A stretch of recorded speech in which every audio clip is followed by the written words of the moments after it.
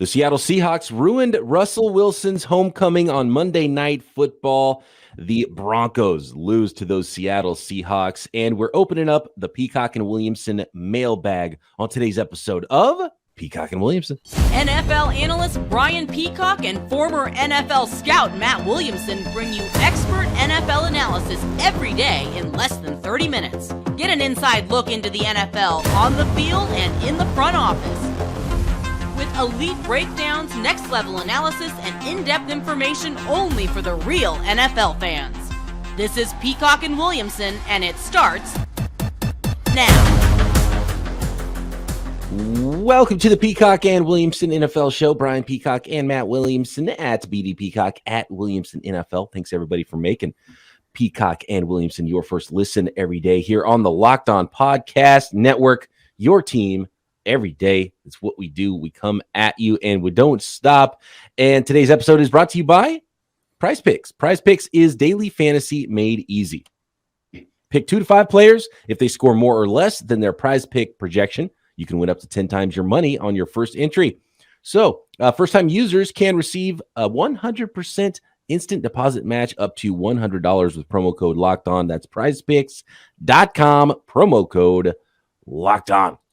Okay, Matt, Monday Night Football, week 1 is in the books. It was a bizarre week, and just a reminder that we remind ourselves of every year. We think things are going to be chalky. We think things from the year before are going to translate into the new season, and sometimes they do, but sometimes it takes a while. And just another reminder, take those home dogs. We didn't take enough of them this week.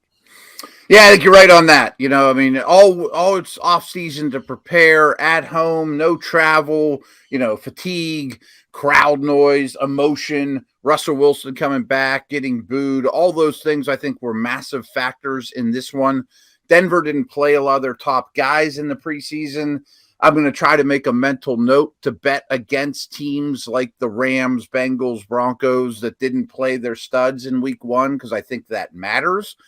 All that being said, though, Denver's got to be kicking themselves not winning this football game. I mean, the clock management stuff at the end was bonkers, but just some stats to me that just show that Denver was really the better team here if they're not fumbling the ball away at the goal line and, delay of game penalties and poor communication and bad coaching decisions.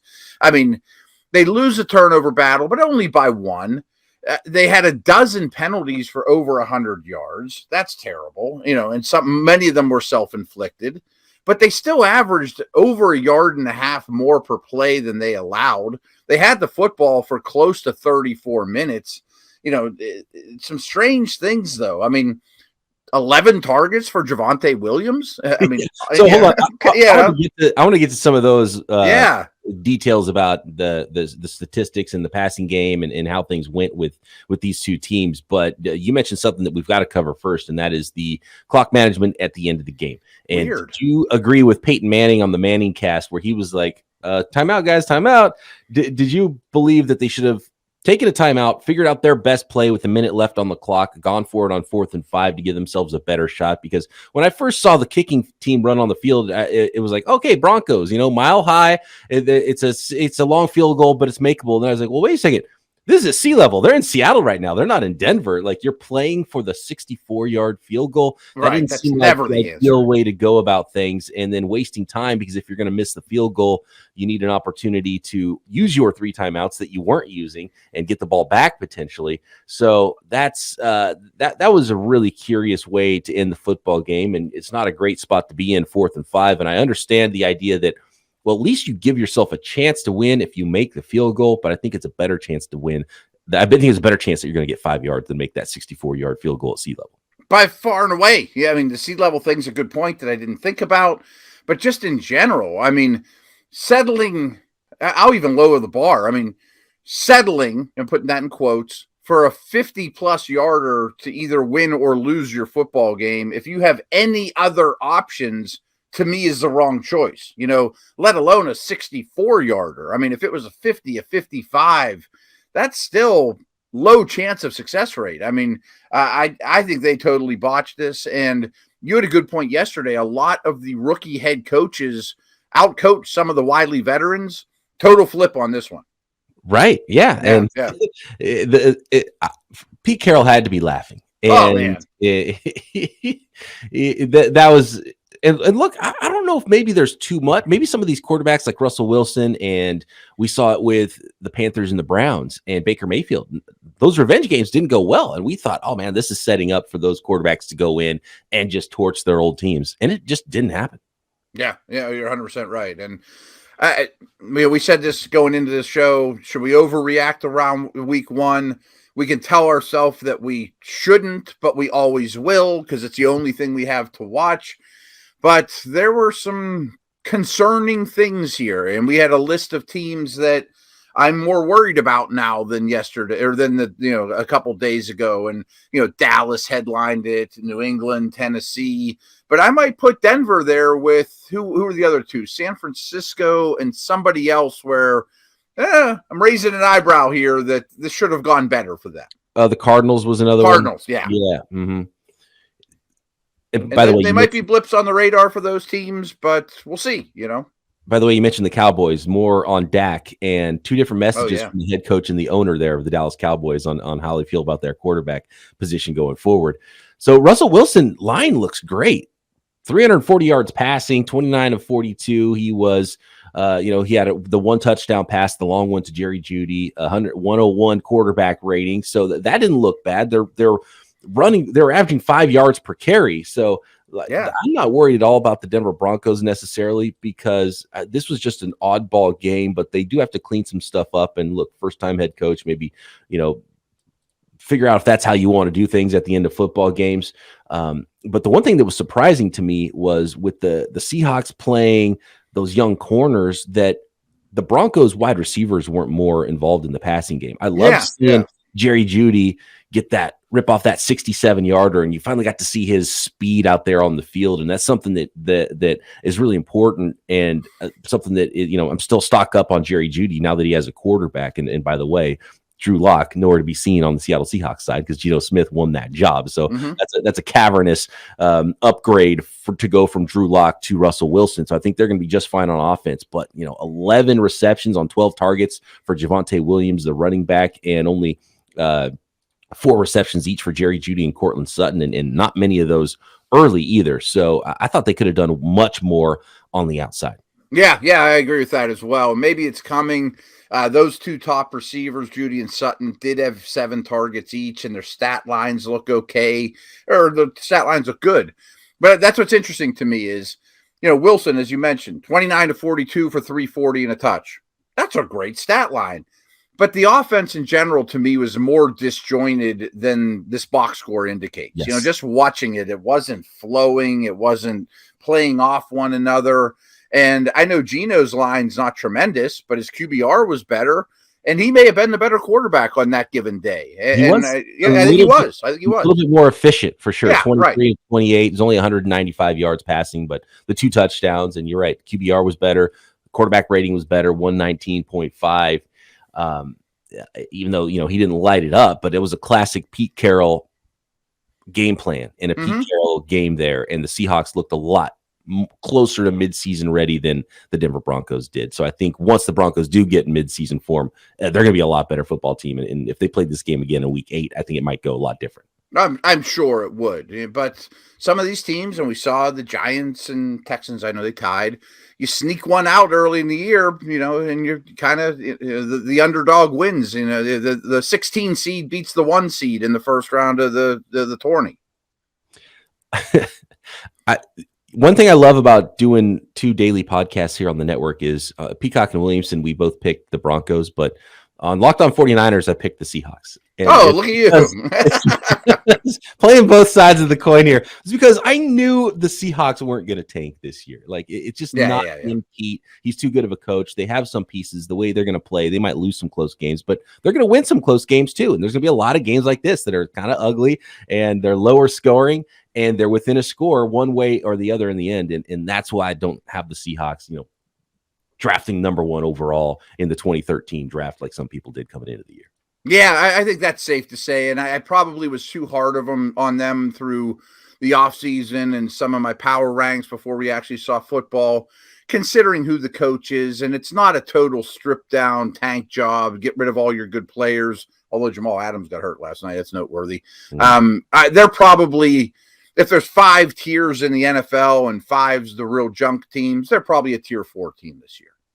We'll find out more about Jamal Adams later, probably Tuesday, but on the Wednesday podcast, we'll cover what that is. Looks like a quad tendon injury, could be a very long-term injury for Jamal Adams there. We do have some more information on TJ Watt and Dak Prescott injuries and what the Cowboys are saying about their quarterback position next, and then we will open up that Peacock and Williamson Twitter Tuesday mailbag next. By the way, both quarterbacks on Monday Night Football, Russell Wilson and Geno Smith, went over their prize pick projections of passing yards. So if you played those, you won some money. Prize Picks is super fun and super easy to play. Daily fantasy sports. Pick 2 to 5 players, and if they score more or less than their Prize Picks projection, you can win up to 10 times your money on any entry. No competing against other people either. It's not some big pool of sharks that you're playing against. It's just you versus the projections available at Prize Picks. Prize Picks offers projections on any sport too. So now that the football week is over, you want to go look at some Major League Baseball projections, or we've got golf. There is college sports, men's and women's, football, basketball, WNBA, esports, NASCAR, boxing, MMA, you name it, they have projections at Prize Picks so you can play daily fantasy sports every day. It is daily after all. Entries can be made in 60 seconds or less. It is super easy. Also safe and fast withdrawals when you do win yourself some cash there at Prize Picks. So download the Prize Picks app, go to prizepicks.com to sign up and play daily fantasy sports, and first-time users can receive a 100% instant deposit match up to $100 with promo code Locked On. If you deposit $100, Prize Picks will give you $100 to play with. If you deposit $50, Prize Picks will give you $50. Don't forget to use promo code Locked On to get that deposit match at sign up for that $100 instant deposit match at prizepicks.com. Our next partner is a product I use literally every day. I started taking AG1 because I wanted something better to get my day started. I knew I needed some vitamins. I knew my energy levels were getting lower and lower. Too much coffee. Got my decaf right here. It's my newest daily routine because I still love to drink the coffee and I love the taste of it. So I go AG1 to give me the energy and give me the real energy with vitamins, with whole food sourced superfoods, 75 high-quality vitamins and minerals, probiotics, adaptogens, rather than the caffeine that was giving me, more of a crash than energy these days. And if you don't have a ton of time in the morning, AG1 is perfect because you can get better gut health, more energy, optimized immune system.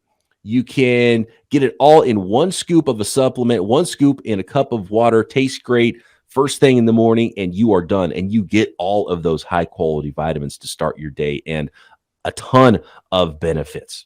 And it's lifestyle friendly, which is the best part. So you might be, let's say you're lactose intolerant, and there's certain ways that you can't utilize to get better gut health, or maybe those probiotics. You can't do the yogurt and those types of things, but you can with AG1. It is keto, paleo, vegan, dairy-free, gluten-free, so lifestyle friendly for anybody.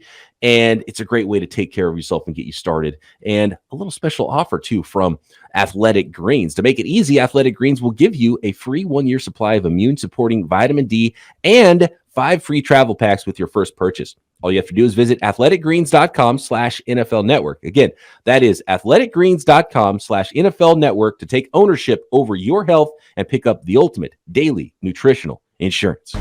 Okay, Matt, I need the update for TJ Watt because there has not been a more impactful defensive player in the NFL sans Aaron Donald over the last couple of years than TJ Watt. And I know the Pittsburgh Steelers pulled one out in week 1, but I have a feeling it's going to be more difficult for them to pull out some of these wins the rest of the way if TJ Watt is not there. So is it a torn pec? How long is TJ Watt going to be out? Yeah, I don't have a firm answer. I mean, some of this other stuff, you usually get it the day after.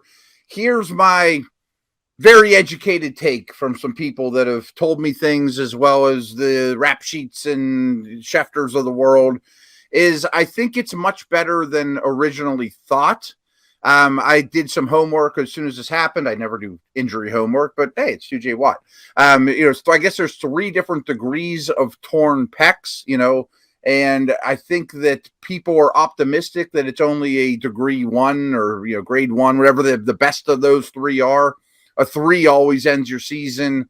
A 2 is like 2 to 4 months, so it depends on the year, when it happened in the year. And a 1 is 4 weeks or so. And I know TJ is getting a second and a third opinion from outside the organization. Not that he doesn't trust the Steelers or whatever, but everyone that's been around it that I've talked to, and the big time reporters and national folks seem optimistic. That's about the best I can tell you right now.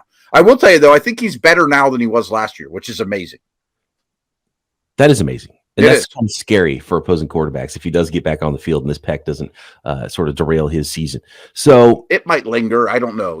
Right. Some optimism there for TJ Watt, and some optimism from Cowboys owner Jerry Jones, who said on local Dallas radio that the Cowboys won't put Dak Prescott on injured reserve, that he thinks his injured quarterback could return within the next 4 games. If you go on IR, you can't return for 4 weeks.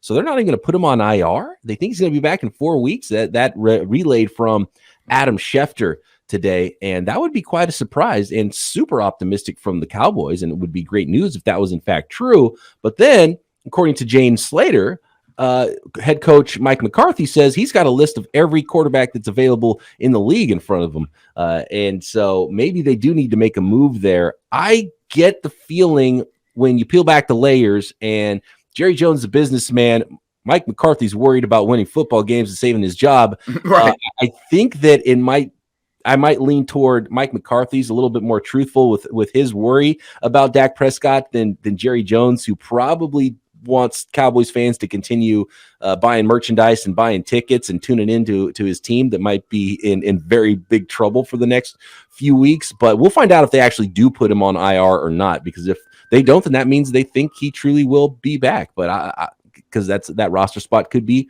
valuable and could be needed to bring in another quarterback. What are your thoughts on the Cowboys and this Dak situation? And do you think they should be looking hard at quarterbacks as Mike McCarthy is? Well, I believe if Jerry Jones says he's not going on IR, they're not going to put him on IR. Whether that's the right choice or not, he's the one that's making that decision. So I assume that will be the case, whether that's a good call or not. That being said, not that I'm some great reporter, but I trust my TJ Watt Steeler news more than I trust these feeds. It just seems like they're all over the place. And, to me, you nailed it in that Jerry Jones has job security. Mike McCarthy doesn't. Sean Payton might be looking at what neighborhood in Dallas he wants to move into as we speak, So, that kind of stuff's looming. If it's only 4 to 6, though, is it worth trading for an Andy Dalton-like guy, let alone a Mason Rudolph-type guy that might not even be an upgrade? I think you kind of grin and bear it.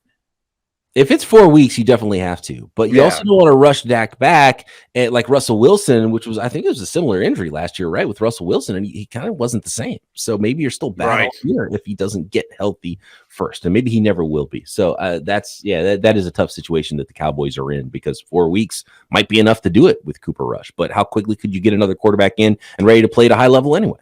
Yeah, and again, just like the Watt thing, Najee's in this case, that Godwin, Allen, they might be back sooner than expected, but that doesn't mean they're going to be great.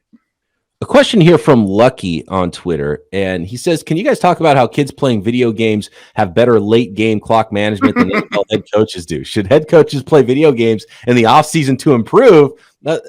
Should they hire my little cousin? That's actually really funny. That would be a good way to go through in, an hour's time once a week. Go through a fourth quarter scenario in a video game. Okay, because it goes fast paced. You can do it over and over and over again. This is how this worked. This is how this worked. Not that it actually worked like it does in real life necessarily, but you could hit a lot of scenarios very quickly. And they have a lot of smart people that are involved in these things. And it's always just a little bit. It's just you can't prepare for it perfectly.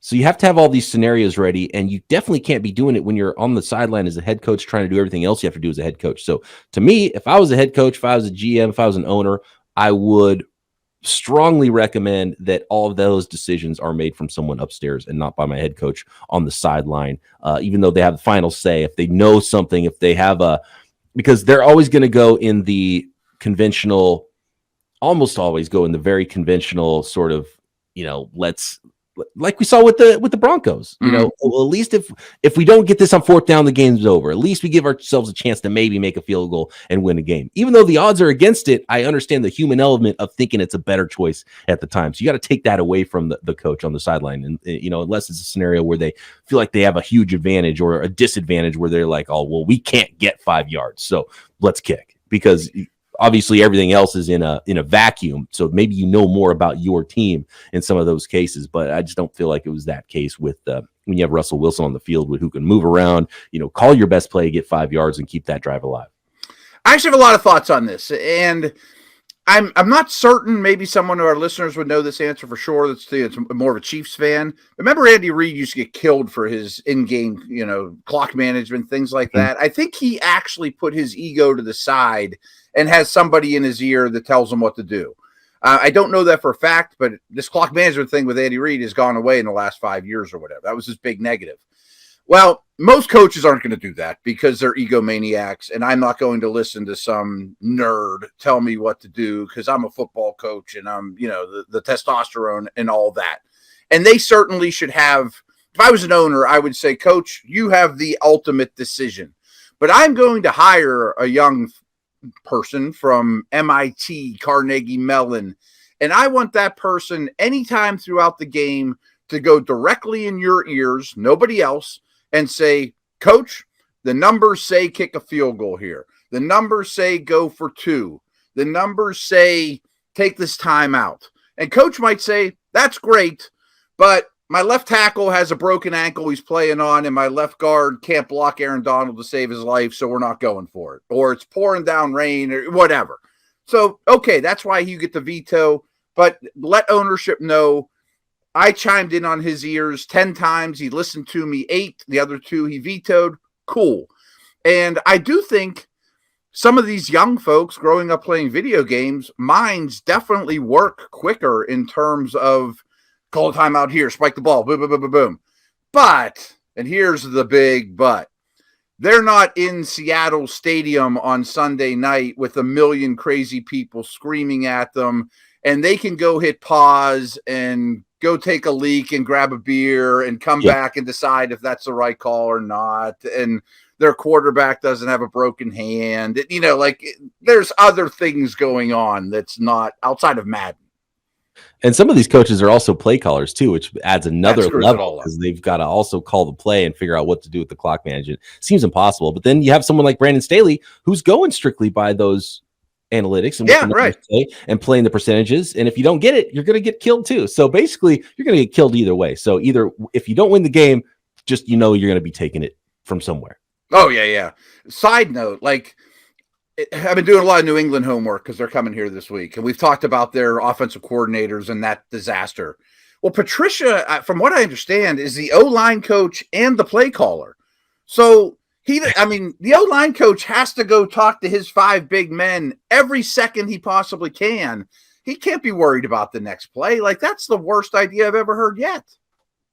All right, we got more Twitter questions about the slow starts for some teams in week 1. A question about, is Saquon Barkley back? What's going on with the Green Bay Packers? And more to finish up this Twitter Tuesday edition of Peacock and Williamson. BetOnline.net is your number one source for all your pro and college football betting needs this season. Find all the latest football league developments, game matchups, news, even podcasts and scores and everything you need to make those bets, including this year's weekly lines at BetOnline. And yeah, there's the week 2 lines up already. In fact, you can go bet on the week 16 lines if you want to at BetOnline. BetOnline is your continued source for not just sports wagering, but information as well. So you can get all the news you need to make those bets. And they've got tons of sports, of course, Major League Baseball and NBA and NFL and tons of NFL lines, everything you can imagine there, and props for the season, Super Bowl and season-ending awards. Tons of that kind of stuff of, MMA, boxing, golf, even esports as well, and live betting, which is super fun. So it's the fastest and easiest way to check in on all your favorite sports and events. Get over to BetOnline today. Use your desktop or mobile device to learn more about the trends and action at BetOnline, where the game starts. A lot of upsets were winners at BetOnline this week, Matt. It was a lot of fun. It was a wacky week. We'll see if things continue to be crazy into the second week of the NFL season. One of those teams that had an oddball game and looked disjointed against another first-year head coach with Kevin O'Connell winning that game and the Vikings winning that game over the Green Bay Packers. Josh wants to know, what's more baffling, the lack of Aaron Jones touches or the lack of Jair Alexander covering Justin Jefferson? And another listener, Nathan, wants to know if the Packers should sign Cole Beasley to give him another veteran option for Aaron Rodgers there, a reliable slot receiver for the Packers. Not the worst idea I ever heard. I mean, someone's been around the block, knows how to read defenses, understands an NFL, tempo and flow, and probably wouldn't take super long to get on page with Rodgers. Not the worst idea I've ever heard. I think the lack of touches for Jones is more alarming than the Alexander thing. And I've brought this up a couple times since we've done this show, but shadowing in the NFL, it doesn't happen nearly as much as most of you think. Sometimes receivers often line up to the right and the corner is always on the left, so they think it's a shadow situation. But the problem with shadowing isn't having Dion or Revis follow Irvin or Rice all over the field. It's the other 10 on defense have to adjust accordingly. This corner just walked across the formation from the left hash to the right hash. Now my responsibilities are totally different. It's hard on the other 10 when one guy in your defense is just following one dude around. And if you're not prepared for it and you only do it 1 week a year or something like that, it does make things more difficult. So I'm sure they'd rather just play their scheme and their defense and live that way. But when you watch the game and you watch what the results were, then I think it's a legit gripe. I want to talk a little bit about. But they trust Stokes and the other. They have a good secondary, and they trust the other guys as well. Question here about the Miami Dolphins. Hoyt says offense has really struggled in week 1. Is this because so little starters played in the preseason? When do you expect it to course correct? And then he asks if the Dolphins have a top 8 defense this year. I want to start with the Dolphins question because they already had a pretty good defense under Brian Flores. And really the problem was figuring it out on offense. They get an offensive-minded head coach and fix their offensive line, and that's going to keep their defense off the field more. So, for both reasons, I think the Dolphins can have a really good defense. And I'm bullish on the Dolphins this year. But again, judging by week 1, I would slow your roll because they played a pretty anemic offense, and we've kind of killed what's going on the offensive side of the ball for the New England Patriots. So I think wait and see a little bit to see actually how good that Dolphins defense is, but I think it will be good. I think it was a very easy opponent as NFL things go for Miami, but Miami's very unique, and I give the staff and ownership credit for, I know Flores is gone, but they're rolling it back with one of his guys, and that defense is almost always in base or dime. They're rarely a nickel team. They play a ton of dime. They play the most man coverage in the league. They ask the most out of their expensive corners. They leave them on islands or, just single high help, and they blitz like crazy. So they are very, very aggressive, and I get the hunch that's going to keep up with this new defensive staff.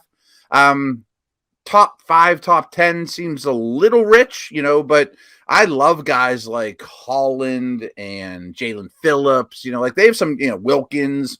They have some guys that people don't think about as Pro Bowlers that could be a lot better this year. And I definitely think the offense is so practice, you have to be here, precision, where defense is reactionary. I think that's why offense starts slow in the season. Real quick, Matt, Josh has a question about Saquon Barkley. This could be a yes or no answer. Is Saquon back? Yes. Yep, big time. I think we both say yes. And another scenario from Ray here, we don't have time to answer it, but basically he says, Bill Belichick was quoted in the offseason talking about, quote, we're going through a process. Is he going to go draft Will Anderson #1 overall, get a better offensive coordinator in situation in 2023 and come back like gangbusters with $40 million of cap space? Perhaps. I mean, that's better than where they're at now. I like that the sound of that.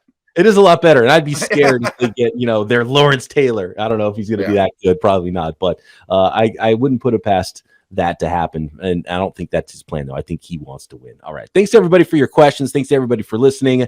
Matt and I back tomorrow right here, Peacock and Williamson.